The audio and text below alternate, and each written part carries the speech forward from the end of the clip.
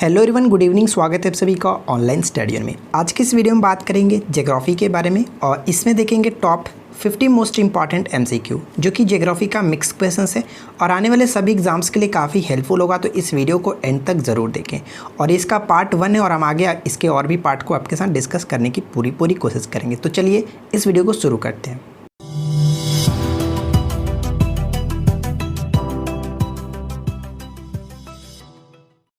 आज के इस वीडियो का फर्स्ट क्वेश्चन ये कह रहा है कि भारत की सर्वाधिक महत्वपूर्ण मिट्टी कौन सी है। करेक्ट आंसर होगा ऑप्शन नंबर सी, जलोढ़ मिट्टी। ठीक है, ध्यान रखेंगे जलोढ़ मिट्टी को दोमट मिट्टी के नाम से भी जानते हैं और ये उत्तर भारत के अधिकांश भागों में पाई जाती है। और कभी कभी पेपर में ये देखने को मिलता है कि जलोढ़ जो इसके प्रकार कितने होते हैं। जलोढ़ के दो प्रकार होते हैं, एक तो होता है नई मिट्टी नई जलोढ़ मिट्टी और एक होता है पुरानी जलोढ़ मिट्टी। तो एक क्वेश्चन यहाँ से ये बनता है कि खादर और बांगर किसे कहते हैं। देखिए, नई जो जलोढ़ मिट्टी होती है उसको खादर के नाम से जाना जाता है और जो पुरानी जलोढ़ मिट्टी होती है उसको बांगर के नाम से जाना जाता है। तो ये दो क्वेश्चंस बहुत इंपॉर्टेंट होते हैं, याद रखेंगे। सेकंड क्वेश्चन ये कह रहा है कि निम्नलिखित में से कौन नकदी फसल है। बताइए कि नकदी फसल इनमें से कौन सा है। तो देखिए, मैं आपको बता दूं कि इस क्वेश्चन का करेक्ट आंसर होगा कि नकदी फसल के अंतर्गत तंबाकू आता है। Option number D correct answer हो जाता है। तंबाकू, कोका और यहाँ पे आपको जूट, कॉफ़ी, कपास, ये सभी के सभी तंबाकू जो है ये नकदी फसल के अंतर्गत आते हैं। धान और बाजरा की बात करें तो ये दोनों के दोनों आपके खरीफ फसल के अंतर्गत आते हैं। सरसों जो होता है ये रबी फसल के अंतर्गत आता है। तो इस क्वेश्चन का correct answer option number D हो जाता है। थर्ड क्वेश्चन ये कह रहा है कि उल्का क्या होता है। बताइए कि उल्का जो होता है वो क्या होता है। तो correct answer option number B, यानी कि बाह्य अंतरिक्ष से पृथ्वी वायुमंडल में प्रविष्ट हुए द्रव्य के जो अंश होते हैं उनको कहते हैं उल्का। ऑप्शन बी करेक्ट हो जाता है। फोर्थ क्वेश्चन क्या कह रहे हैं कि टीक एवं साल किस जंगल के प्रधान वृक्ष होते हैं और उसे जाना जाता है। तो बताइए इस क्वेश्चन का राइट आंसर क्या होगा। टीक और जो साल होते हैं वो किस जंगल के प्रधान वृक्ष होते हैं। तो इस क्वेश्चन का राइट आंसर है ऑप्शन सी, यानी कि उष्ण कटिबंधीय आर्द्र पतझड़ी के रूप में हम लोग इसको जानते हैं। ऑप्शन सी करेक्ट आंसर होते हैं। ठीक है, आगे बढ़ते हैं और देखिए फिफ्थ क्वेश्चन क्या कह रहा है। आगे बढ़ने से पहले यहाँ से हम लोग एक क्वेश्चंस में आपके साथ डिस्कस करना चाहता हूँ, ध्यान रखिएगा। देखिए, उष्णकटिबंधीय आर्द्र पतझड़ी जो होते हैं हम इसको अगर कह सकते हैं कि उष्णकटिबंधीय आर्द्र पर्णपाती भी कहा जाता है। ठीक है, और ये जो होते हैं कितने वर्षा सेंटीमीटर चाहिए, तो 100 से 200 वर्षा वाले जो क्षेत्र होते हैं वहाँ पे ये प्रमुख जो टीक, साल, सागौन, ये सभी जो वृक्ष आप देखते हैं जैसे शीशम आता है, चंदन आता है, ये इसी के अंतर्गत आते हैं 100 से 200 सेंटीमीटर वर्षा वाली क्षेत्रों के अंतर्गत। ठीक है, क्वेश्चन नंबर 5 देखिए, इंदिरा गांधी नहर निकलती है। बताइए कि इंदिरा गांधी नहर कहाँ से निकलती है। ये सभी क्वेश्चन मैंने लेवल 1 है तो हमारा जो कि बेसिक क्वेश्चन मैंने लिया है और इसके जैसे आगे आपका लेवल बढ़ता जाएगा, यानी कि जो भी आपका पार्ट बाय पार्ट आगे हम लोग बढ़ते चलेंगे तो क्वेश्चंस का लेवल भी मैं ऊपर बढ़ाते चलूँगा। ठीक है, तो बताइए कि इस क्वेश्चन का राइट आंसर आपने क्या टिक किया। डेफिनेटली अगर आपने ऑप्शन नंबर बी को टिक किया तो करेक्ट आंसर है। ठीक है, हरी के बांध से निकलती है जो कि ये पंजाब में पड़ता है। ठीक है, आगे बढ़ते हैं। सूची 1 को सूची 2 के साथ सुमिलित कीजिए। देखिए, ये क्वेश्चन बहुत ही ज़्यादा इंपॉर्टेंट है, इसको वीवीआई मान करके चलेंगे और ये क्वेश्चन कई बार पेपर में पूछा भी जा चुका है और यहाँ से क्या होता है कि अलग अलग क्वेश्चन भी बन सकते हैं। ठीक है, तो देखिए एक एक करके इसको मैच करते हैं। पंजाब हिमालय जो होता है वो यहाँ पे करेक्ट आंसर क्या होगा। पंजाब हिमालय जो होता है सिंधु और सतलज के मध्य पड़ता है, यानी कि फर्स्ट का थर्ड के साथ। ठीक है, तो फर्स्ट का थर्ड के साथ या तो ए और या तो बी मिलता है। कुमो हिमालय कई बार ये अलग सिंगल ही पूछा जाता है, तो कुमो हिमालय जो पड़ता है इसका करेक्ट होगा सतलज और काली के मध्य। ठीक है, सतलज और काली के मध्य, यानी कि ऑप्शन यहाँ पे ये हो जाएगा बी का फर्स्ट। तो बी का फर्स्ट यहाँ पे मिल रहा है, यानी कि ऑप्शन में एक को टिक करेंगे। आगे देखते हैं, नेपाल हिमालय की बात करें तो नेपाल हिमालय जो होता है काली और तीस्ता के मध्य और असम हिमालय बहुत इंपॉर्टेंट है, असम हिमालय तीस्ता और दिहांग के मध्य, यानी कि आपका डी का 2 हो जाएगा। डी का 2 यहाँ पे ऑप्शन एक करेक्ट होगा, आप इसको अच्छे से याद रखिएगा। चलिए आगे बढ़ते हैं और क्वेश्चन नंबर 7 देखिए, उत्तर पश्चिम में स्थित पर्वत कौन सा है। उत्तर पश्चिम में स्थित पर्वत कौन सा है। तो राइट आंसर हो जाएगा option number A, Aravalli. Aravalli से 2 क्वेश्चन बन सकते हैं। पहला क्वेश्चन क्या, अरावली जो है वो किस टाइप का पर्वत है, तो ये अवशिष्ट पर्वत है, याद रखेंगे। और साथ ही साथ एक क्वेश्चन ये बनता है कि अरावली की सबसे ऊंची चोटी का नाम क्या है, गुरु शिखर पड़ता है। ठीक है, गुरु शिखर याद रखेंगे। सह्याद्री क्षेत्र जिसको श्रृंखला भी कह सकते हैं, सह्याद्री क्षेत्र के नाम से निम्नलिखित में से कौन जाना जाता है। सह्याद्री के नाम से कौन सा जाना जाता है, तो बहुत ईजी क्वेश्चन है, डेफिनेटली सभी लोगों ने टिक किया होगा। पश्चिमी घाट को सह्याद्री के नाम से जानते हैं। ठीक है, आगे बढ़ते हैं। हिमालय पार की नदियाँ कौन सी है, यानी कि हिमालय के उस पार की नदियाँ कौन सी है। बताइए। हिमालय के पार की नदियों की बात करें तो ब्रह्मपुत्र, सिंधु और सतलज, यहाँ पे करेक्ट होगा ऑप्शन नंबर बी। ठीक है, आगे देखते हैं। नेक्स्ट क्वेश्चन ये कह रहा है कि स्वामी रामतीर्थ सागर बांध निम्नलिखित में से किन दो नदियों के संगम पर स्थित है। शायद ये क्वेश्चन आप पहली बार सुन रहे हो, तो बताइए कि इस क्वेश्चन का राइट आंसर क्या है। स्वामी रामतीर्थ सागर बांध जो वो किन दो नदियों के संगम पर पड़ता है, तो इस क्वेश्चन का करेक्ट आंसर होगा ऑप्शन नंबर सी, भागीरथी और भिलांगना। ठीक है, ऑप्शन नंबर सी करेक्ट होगा। देखिए मैं आपको थोड़ा सा हिंट कर देता हूँ। स्वामी रामतीर्थ सागर बांध को हम लोग कहते हैं टिहरी बांध। ठीक है, टिहरी बांध का ही एक और ये नाम है, तो याद रखेंगे। टिहरी बांध कहाँ पे पड़ता है, उत्तराखंड में पड़ता है। तो करेक्ट आंसर होगा ऑप्शन नंबर सी, भागीरथी और भिलांगना के ये जो कि संगम पर स्थित है, ऑप्शन सी करेक्ट हो जाता है। ठीक है, आगे देखिए। नेक्स्ट क्वेश्चन ये कह रहा है कि निम्नलिखित में से कौन सुमेलित नहीं है। निम्नलिखित में से कौन सुमेलित नहीं है, बताइए। तो correct answer option number D, यानी कि हुसैन सागर जी जो झील पड़ता है वो कर्नाटक में नहीं पड़ता है। हुसैन सागर झील पड़ता है तेलंगाना में, जो कि एक प्रकार का कृत्रिम झील है। ठीक है, और ये मूसी नदी की सहायक नदी पर निर्मित है। और साथ ही साथ एक क्वेश्चन बहुत इंपॉर्टेंट ये बनता है कि ये जो होता है, जो हुसैन सागर झील है, वो हैदराबाद सिकंदराबाद जो जुड़वा नगर कहलाते हैं उन दोनों को अलग करता है। ठीक है, हैदराबाद सिकंदराबाद के बीच में पड़ता है, अलग करता है। आगे बढ़ते हैं। नेक्स्ट क्वेश्चन ये कह रहा है कि सापेक्षिक आर्द्रता के मापन हेतु किस उपकरण का उपयोग किया जाता है।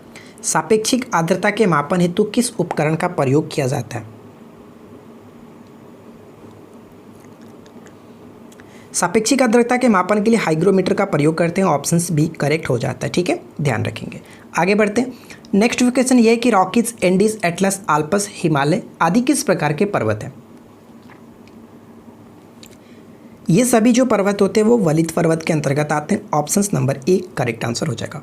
नेक्स्ट है, सूर्य की सतह पर हाइड्रोजन के अलावा दूसरा कौन सा बहुयाता से पाया जाता है। कौन सी यहाँ पे जो आपको बताना है कि अकॉर्डिंग टू ऑप्शंस क्या होगा, जो सूर्य की सतह पर हाइड्रोजन के साथ साथ उसके अलावा दूसरा कौन सबसे अधिक पाया जाता है।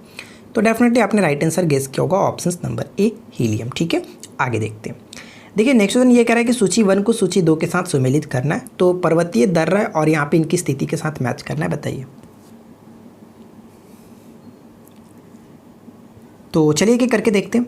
नथुला दर्रा कहाँ पे पड़ता है, सिक्किम में पड़ता है, यानी कि फर्स्ट का 3 के साथ कहाँ पे मैच कर रहा है, या तो सी या तो फिर डी। ठीक है, आगे बढ़ते हैं। बोमिडला दर्रा अरुणाचल प्रदेश में पड़ता है, बी का फर्स्ट के साथ, तो बी का फर्स्ट के साथ हमारा ऑप्शन नंबर सी हो जाता है। आगे देखिए, तुजू दर्रा मणिपुर बिल्कुल करेक्ट है। तुजू दर्रा ऑप्शन यहाँ पे देखिए सी का 2 के साथ। और सिपकिल्ला दर्रा कहाँ पे पड़ता है, तो सिपकिल्ला दर्रा आपका पड़ता है ऑप्शन नंबर डी। ठीक है, कोई प्रॉब्लम नहीं, ऑप्शन नंबर यहाँ पे सी बिल्कुल करेक्ट हो जाता है, option number C right answer है। अगला क्वेश्चन देखिए क्या कह रहा है कि इंदिरा गांधी नहर या राजस्थान नहर को किस नदी से जल मिलता है। इंदिरा गांधी नहर या फिर राजस्थान नहर को किस नदी से जल मिलता है। तो करेक्ट आंसर होगा ऑप्शन नंबर डी, सतलज नदी से जल मिलता है, ऑप्शन डी राइट आंसर है। देखिए नेक्स्ट क्वेश्चन ये कह रहा है कि निम्नलिखित में से नदियों की लंबाई का सही अवरोही क्रम कौन सा है। अवरोही क्रम का मतलब क्या होता है, डिसेंडिंग ऑर्डर। डिसेंडिंग ऑर्डर का मतलब कि जो कि घटते क्रम में आपको सजाना है। यहाँ पे जो भी नदी की लंबाई दी गई है वो पूछा गया, उसको आपको घटते क्रम में सजाना है। तो इस क्वेश्चन का राइट आंसर आपके अकॉर्डिंग क्या होगा, तो मैं आपको बता दूं कि इस क्वेश्चन का करेक्ट आंसर हो जाता है ऑप्शन नंबर ए, यानी कि ब्रह्मपुत्र, गंगा, गोदावरी और नर्मदा, ये घटते क्रम हो जाता है। ब्रह्मपुत्र की कुल लंबाई की बात करें तो 3848 किलोमीटर। साथ ही अगर गंगा की बात करें तो गंगा को तो आपको याद रखना है, ध्यान रखेंगे 2704 किलोमीटर। ये थोड़ा सा आगे पीछे हो सकता है, तो आप इसको थोड़ा सा आप याद रखेंगे 2704 किलोमीटर। गोदावरी नदी की बात करें तो गोदावरी में जो कि 1465 किलोमीटर, ठीक है 1465 किलोमीटर। और उसी तरह से अगर हम यहाँ पे देखें नर्मदा, तो नर्मदा की लंबाई होती है 1312 किलोमीटर, ठीक है 1312 किलोमीटर। तो ये चीज़ आप याद रखेंगे, option A will be correct answer. देखिए नेक्स्ट क्वेश्चन क्या कह रहा है कि थीन बांध किस नदी पर बनाया गया। थीन बांध जो है वो किस नदी पर बनाया गया, तो करेक्ट आंसर होगा ऑप्शन नंबर ए, रावी नदी पर। ठीक है, थीन बांध जो है वो रावी नदी पर बनाया गया। अगला क्वेश्चन क्या कह रहा है कि निम्नलिखित में से किस राज्य में अपातानी आदिवासी पाई जाती है। अपातानी आदिवासी जो वो आदिवासी जाति जो ये के लोग रहते हैं, वो आपको बताना है कि किस स्टेट में पाई जाती है, किस स्टेट में रहते हैं। अपातानी आदिवासी जो है अरुणाचल प्रदेश से संबंधित है, ऑप्शन डी करेक्ट हो जाता है। नेक्स्ट है, असम की कौन सी जाति बसंत ऋतु में वैभव की देवी वैखो को प्रसन्न करने के लिए वैखो त्यौहार मनाती है। तो बताइए कि असम की कौन सी जाति जो कि वैखो त्यौहार मनाती है। तो इस क्वेश्चन का राइट आंसर होगा ऑप्शन नंबर सी, यानी कि रामभा जाति। ठीक है, ऑप्शन नंबर सी करेक्ट हो जाता है। अगला क्वेश्चन कह रहा है कि प्लेट विवर्तनी सिद्धांत किस वर्ष प्रस्तुत किया गया था। प्लेट विवर्तनी सिद्धांत किस वर्ष प्रस्तुत किया गया था। तो correct answer option number B 1960। ठीक है, 1960 में हैरिस हेस ने, माना जाता है कि हैरिस हेस ने इसको जो कि प्रस्तुत किया था। ठीक है, अगला क्वेश्चन देखिए, निम्नलिखित में से कौन एक लैंगून झील नहीं है। तो बताइए कि निम्नलिखित में से कौन लैंगून झील नहीं है। तो करेक्ट आंसर होगा अष्टमुदी झील। अष्टमुदी झील कहाँ पे पड़ता है, केरल में पड़ता है, और ये जो कि एक प्रकार का लैंगून झील नहीं है। ठीक है, आगे बढ़ते हैं। नेक्स्ट है कि देशांतरीय दूरी एक घंटे के समय अंतराल के बराबर होती है। यानी कि आपको ये बताना है कि जो देशांतरीय दूरी होती है वो 1 घंटे के समय अंतराल पर के कितने के बराबर होता है, कितने डिग्री के बराबर होता है। तो इस क्वेश्चन का राइट आंसर होगा ऑप्शन नंबर ए 15 डिग्री के बराबर होता है। ठीक है, देखिए देशांतर से जुड़ी 2 क्वेश्चन पूछ जाते हैं। सबसे पहला क्वेश्चन तो ये कि 2 देशांतरों के बीच की दूरी कितनी होती है। तो 2 देशांतरों के बीच की दूरी 111 किलोमीटर, आप याद रखेंगे। साथ ही एक क्वेश्चन ये पूछा था कि 2 देशांतरों के बीच की दूरी को हम लोग किस नाम से जानते हैं। तो ये चीज़ आपको याद रखना है कि 2 देशांतरों के बीच की दूरी को हम लोग गोरे के नाम से जानते हैं। ठीक है, गोरे। और अगर अक्षांश के बीच की पूछा जाए कि 2 अक्षांशों के बीच की दूरी को हम लोग क्या कहते हैं, तो उसको हम लोग कहते हैं जोन। ठीक है, जोन के नाम से जाना जाता है। तो ये दोनों चीज़ आपको याद रखने। ठीक है, चलिए आगे बढ़ते हैं और अगला क्वेश्चन देखते हैं क्या कह रहा है। अंतर्राष्ट्रीय दिनांक रेखा कहाँ से होकर के गुजरती है। अंतर्राष्ट्रीय तिथि रेखा कह सकते हैं, अंतर्राष्ट्रीय दिनांक रेखा कह सकते हैं, ये कहाँ से होकर के गुजरती है। तो इस क्वेश्चन का राइट आंसर है ऑप्शन नंबर बी, यानी कि 180 डिग्री। ठीक है, 180 डिग्री बिल्कुल करेक्ट आंसर हो जाता है। देखिए नेक्स्ट क्वेश्चन क्या कह रहा है कि उच्च तापमान के मापन हेतु किस उपकरण का प्रयोग किया जाता है। उच्च तापमान के मापन हेतु हम लोग किसका उपकरण प्रयोग करते हैं। तो मैंने आपको कई बार बताया कि पायरोमीटर का प्रयोग किया जाता है उच्च तापमान के मापन के लिए। ऑप्शन सी राइट आंसर है। नेक्स्ट है कि पृथ्वी के द्रव पदार्थों के घनीभूत हो जाने के से बनी जो चट्टानें होती हैं उनको किस नाम से जानते हैं। पृथ्वी के द्रव पदार्थों के घनीभूत हो जाने से बनी जो चट्टान होती है उसको हम लोग किस नाम से जानते हैं। तो इस क्वेश्चन का राइट आंसर हो जाएगा ऑप्शन नंबर ए, यानी कि अग्नेय चट्टान, जिसको इंग्लिश में इग्निशियस रॉक कहते हैं। नेक्स्ट क्वेश्चन है कि निम्नलिखित में से कौन सा कथन सही नहीं है। तो बताइए ध्यान से पढ़कर कि कौन सा कथन सही नहीं है। देखिए इस क्वेश्चन का राइट आंसर क्या होगा। इस क्वेश्चन का correct answer option number D, यानी कि इनमें से कोई नहीं। यहाँ पे जो भी चीज़ें दी गई हैं वो सभी के सभी बिल्कुल करेक्ट है। रेक्टर स्केल भूकंप की तीव्रता मापने का एक यंत्र होता है। रेक्टर स्केल एक लॉगरिथम स्केल होता है, बिल्कुल करेक्ट है। और ये स्केल भूकंप की ऊर्जा को मापता है, बिल्कुल करेक्ट। यानी कि तीनों के तीनों पॉइंट्स यहाँ पे सही है। ठीक है, चलिए आगे बढ़ते हैं। और नेक्स्ट क्वेश्चन ये कह रहा है कि कौन सा वन्यजीव अभ्यारण्य शेर के संरक्षण प्रदान करता है। शेर को संरक्षण प्रदान करता है, बताइए कौन सा वन्यजीव अभ्यारण्य शेर को संरक्षण प्रदान करता है। तो आपको पता है कि गुजरात का जो गिर राष्ट्रीय उद्यान है उसमें क्या है, जो कि एशियाई शेर के लिए संरक्षण प्रदान करता है। Option number C right answer है। नेक्स्ट क्वेश्चन क्या कह रहा है कि प्रशांत महासागर के चारों तरफ स्थित ज्वालामुखी की पेटी को क्या कहा जाता है। प्रशांत महासागर के चारों तरफ स्थित ज्वालामुखी की पेटी को क्या कहते हैं। ऑप्शन सी, यानी कि अग्नि श्रृंखला। ऑप्शन सी राइट हो जाता है। नेक्स्ट है चिली और पेरू के तट से दूर शीत जल के अप्रवाह से बनी धारा क्या कहलाती है। चिली और पेरू के तट से दूर शीत जल के अप्रवाह से बनी धारा को क्या कहते हैं। हम्बोल्ट धारा। ठीक है, हम्बोल्ट धारा क्या है मैं आपको बता दूं। यहाँ पे देखिए शीत जल धारा, यानी कि हम कह सकते हैं कि हम्बोल्ट जो जलधारा है वो प्रशांत महासागर की ठंडी जलधारा। ठीक है, ऑप्शन बी करेक्ट हो जाता है। अगला क्वेश्चन देखिए क्या कह रहा है कि निम्नलिखित में से कौन सा ज्वालामुखी पर्वत का उदाहरण नहीं है। ज्वालामुखी पर्वत का उदाहरण नहीं है, आपको ये बताना है। तो इस क्वेश्चन का राइट आंसर अगर आपने ऑप्शन नंबर सी को टिक किया तो बिल्कुल करेक्ट है, माउंट ब्लैक। ठीक है, माउंट ब्लैक एक प्रकार का अंटार्कटिका में स्थित एक सिंपल सा पर्वत है, न कि ये ज्वालामुखी पर्वत है। ऑप्शन सी राइट आंसर है। विश्व का सबसे ऊंचा ज्वालामुखी पर्वत कोटोपैक्सी कहाँ स्थित है। कई बार पेपर में ये रिपीट हो चुका है, कोटोपैक्सी कहाँ पे स्थित है बताइए। विश्व का सबसे ऊंचा ज्वालामुखी कोटोपैक्सी कहाँ स्थित है। तो कोटोपैक्सी पड़ता है इक्वाडोर में। ठीक है, इक्वाडोर कहाँ पे पड़ता है, दक्षिण अमेरिका में पड़ता है। और दक्षिण अमेरिका में इक्वाडोर की राजधानी क्या होती है, क्वीटो। ठीक है, क्वीटो याद रखिएगा। क्वेश्चन नंबर 33 कह रहा है कि प्रवाल भित्तियों की उत्पत्ति से संबंधित भू अवतलन सिद्धांत का प्रतिपादन किसने किया था। प्रवाल भित्तियों से उत्पत्ति से संबंधित भू अवतलन सिद्धांत का प्रतिपादन किसने किया था? तो राइट आंसर रहेगा ऑप्शन नंबर बी, डार्विन। ठीक है, option B will be correct answer, Darwin. Question number 34, Bharat के दक्षिणी भाग में बहने वाली सर्वाधिक लंबी नदी कौन सी है? भारत के दक्षिणी भाग में बहने वाली सर्वाधिक लंबी नदी कौन सी है? तो बहुत सिंपल सा क्वेश्चन है, करेक्ट आंसर होगा ऑप्शन नंबर ए, गोदावरी। ठीक है, दक्षिण भारत की सबसे लंबी नदी के नाम से जानी जाती है गोदावरी, और इसको बृहद गंगा के नाम से भी जाना जाता है। ठीक है, आगे बढ़ते हैं। सूची 1 को सूची 2 के साथ सम्मिलित करना, यानी कि जनजाति को उनके प्रदेश के साथ आपको मैच करना है। तो बताइए कि कौन सी जनजाति किस प्रदेश में निवास करती है? करेक्ट आंसर क्या होगा? तो चलिए एक एक करके मैच करते हैं। भील जाति की बात करें तो ये मालवा से संबंध होगा। उसी तरह से अगर हम यहाँ पे देखें तो थारू जनजाति जो होती है वो तराई में पाई जाती है, हिमालय के तराई में, यानी कि आप यहाँ पे देख सकते हैं 2 का फर्स्ट के साथ, तो बी का फर्स्ट के साथ यहाँ पे मैच कर रहा है, यहाँ पर भी मैच कर रहा है डी।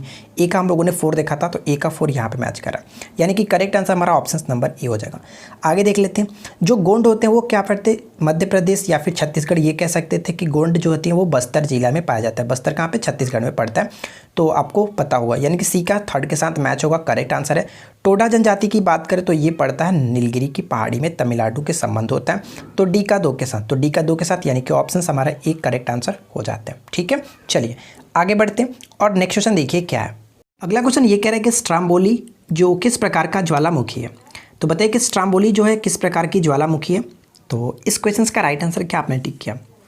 मैं आपको बता दूं, स्ट्राम्बोली जो ज्वालामुखी एक प्रकार का, जो कि कह सकते हैं कि ये एक जो कि प्रसूत ज्वालामुखी है, जो कि यानी कि सक्रिय ज्वालामुखी। ठीक है, याद रखेंगे, एक प्रकार की सक्रिय ज्वालामुखी है।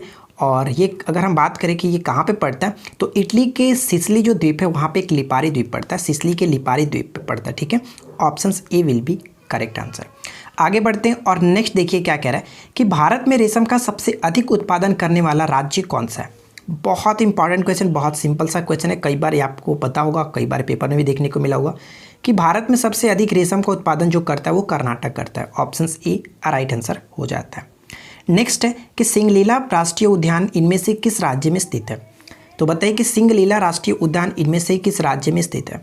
मैंने राष्ट्रीय उद्यान से रिलेटेड कई क्वेश्चंस करा चुके हैं, अलग से 2 वीडियो बनाया था, पार्ट 1 पार्ट 2। एग्जाम्स जाने से पहले आपको वो वीडियो जरूर देख करके जाना, कई क्वेश्चंस वहाँ से लड़ने की चांसेस हो जाती हैं। सिंगलीला राष्ट्रीय उद्यान किस राज्य में पड़ता है? तो करेक्ट आंसर ऑप्शन नंबर ए, यानी कि पश्चिम बंगाल के दार्जिलिंग में स्थित सिंगलीला जो पर्वत श्रेणी है उसी में ये पड़ता है, सिंगलीला राष्ट्रीय उद्यान पश्चिम बंगाल के दार्जिलिंग में। ठीक है, आगे देखिए नेक्स्ट है, भारतीय उपमहाद्वीप पर ग्रीष्म ऋतु में उच्च तापमान एवं निम्न दाब हिंद महासागर में वायु का आकर्षण करते हैं, किसके कारण ये प्रभावित होता है?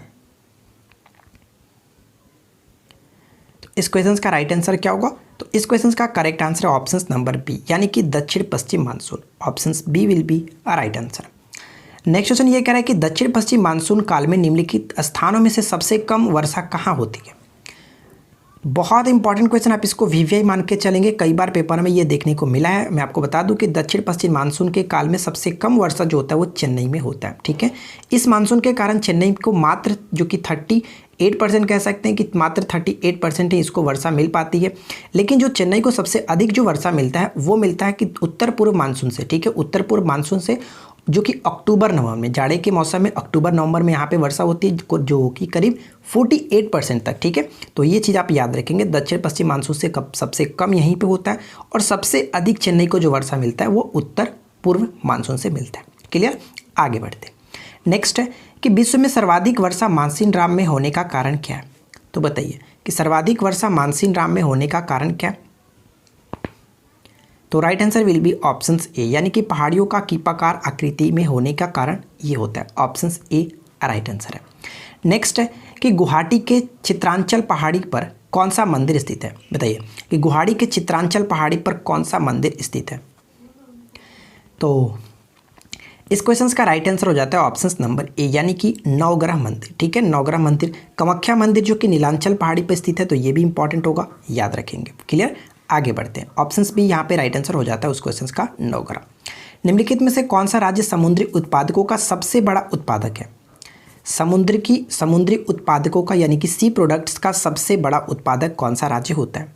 तो इस क्वेश्चन का करेक्ट आंसर, अगर आपने ऑप्शन नंबर ए को टिक किया तो आपने गलत किया। इस क्वेश्चन का राइट आंसर होगा ऑप्शन नंबर बी, जो कि केरल। सेकंड नंबर पे हमारा जो कि ये तमिलनाडु पड़ता है, ये पॉइंट याद रखेंगे, ठीक है। सबसे अधिक केरल, सेकंड नंबर पे तमिलनाडु। निम्नलिखित कथनों पर विचार कीजिए। फर्स्ट सेकंड पॉइंट्स को पढ़े, उसके बाद बताइए कि उपरोक्त में से कौन सा कथन जो वो सही है। तो देखिए चलिए एक करके क्लियर करते हैं।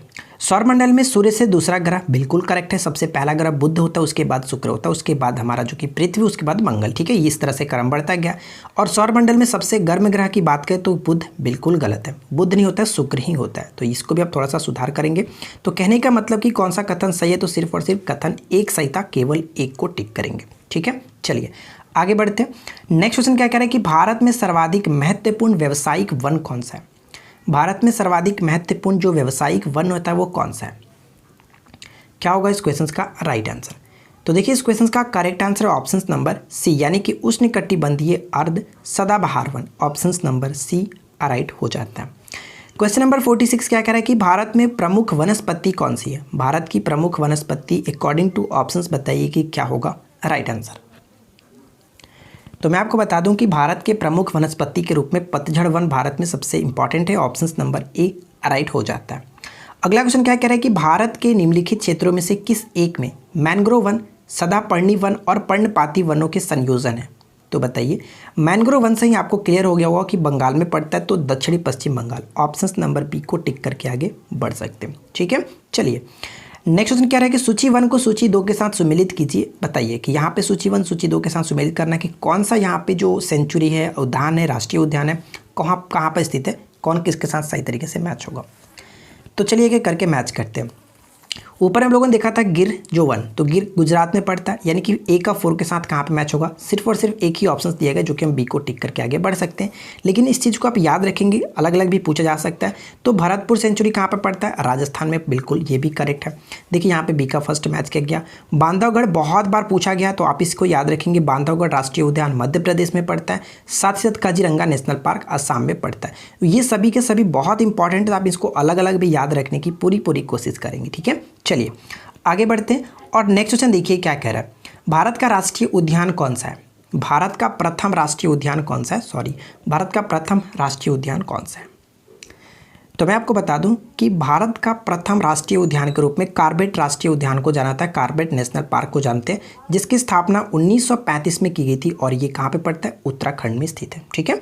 आगे बढ़ते उत्तराखंड में एक और जो है वो राजा जी आप देख रहे हैं ऑप्शन सी में, वो भी उत्तराखंड में ही स्थित है, क्लियर।